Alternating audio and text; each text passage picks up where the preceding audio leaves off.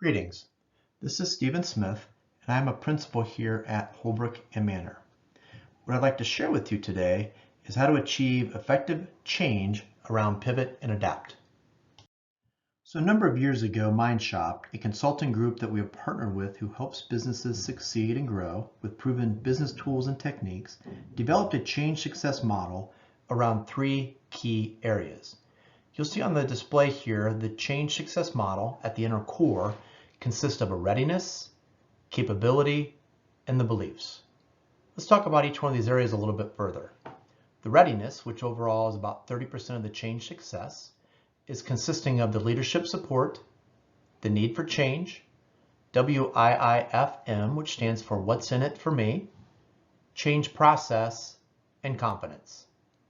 The next area is the capability, which is about 40% of the overall change success, and that's comprised of the people capability and the organizational capabilities. The third area is the beliefs, and this is about 30%. And it's comprised of three elements consisting of perceived difficulty, the attitude, and significant others, which would be influencers and or stakeholders in and around the organization. Part of what MindShop found with their research was to achieve 80% of success, or up to 80% of potential success, that there were some key markers that were hit. And in the readiness area, you'll notice that 25 of 30 of the benchmark areas were hit to achieve this success. And in the capability area, it was a score of 30 of the 40 elements as scored. And in the beliefs area, it was 23 of the 30. So here lies our challenge. How do we get to those levels of success within our organizations? Let's now take a deeper dive into each one of these areas and talk about them a little bit further. So the first area that we'll talk about here is the readiness. And the levers that you can pull, or the areas you can focus upon in this area, which again, as we talked in the previous slide, overall impact on the change success is about 30% for the readiness area. And it's comprised of these 5 elements that you'll see here, weighted equally at 6 percentage points each. Let's talk about each one of these a little bit further. The first one we'll talk about is the leadership support.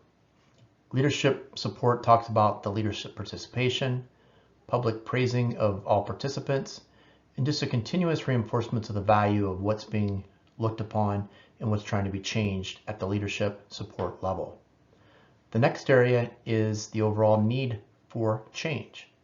There could be a competitive analysis, there could be benchmarking, there could be other areas that have been brought to management's attention that give an overall explanation of the need and the impact of improvements that need to take place.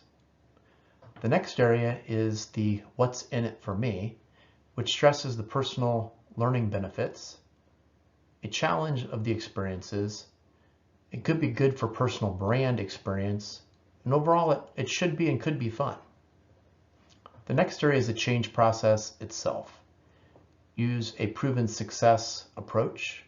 Make sure everyone uses that same approach. Train people in the process of how to use it, and provide relevant resources that help along the way. The last element, competence. Support people by coaching them, engineering success opportunities, reinforce the wins, and overall positive feedback. Hopefully this gives you some ideas on how to help improve the readiness. The second element we're going to talk about here within the change success model is the capability.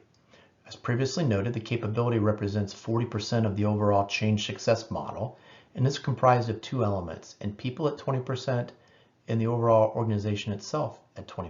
If we take a little deeper dive into each one of these areas, some items that are commonly used to help in each of these areas, we'll start with the organizational side, are custom training programs, structured coaching or mentoring, job rotations, organizational structure changes, and then financial performance analysis.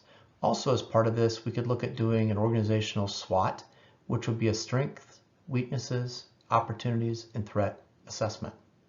Over on the people side, which is also at 20%, things that come into play typically here are items such as the personal SWOT, specific online training courses, just-in-time learning, virtual coaching. since we can't do in-person coaching right now, structured learning experiences, and one-on-one coaching. The only limitation we have here on finding solutions is our imagination for the capability area for change success. So the third part of the change success we want to talk about are the beliefs. And beliefs represent about 30% of the overall impact on change success. And that's comprised of 3 different elements consisting 10% each, which are perceived difficulty, the attitude, and significant others. Let's talk about each one of these a little bit further. The areas that can help the perceived difficulty or help us evaluate and levers that we can look at or consider to pull as part of this area, consider the virtual coaching, provision for applicable resources, process documentation or systems and process evaluations, including the documentations that can help us get better, the FMEA, which stands for Failure Mode Effective Analysis. That's a MindShop tool that we can use as part of this process. And just overall issue ranking of what is most difficult and what do people perceive to be difficult as part of the change process. The next area to talk about is attitude. Attitude can be helped with counseling, recruitment and selection process of people that are having the right attitude, or the attitudes that we need as part of this overall change success. Virtual coaching, 360 review process, and belief behavioral model, which is another tool that MindShop helps that can help in this overall area. The third area is the significant others. And that consists of, as we talked before, is the stakeholders and identifying the significant influencers and keep them in the loop. You want to keep the people that are going to be suspect to change or a hindrance to the change, make sure they're in the loop, make sure they're aware of the communication strategies, and make sure people are updated so they can be involved and embrace the overall process.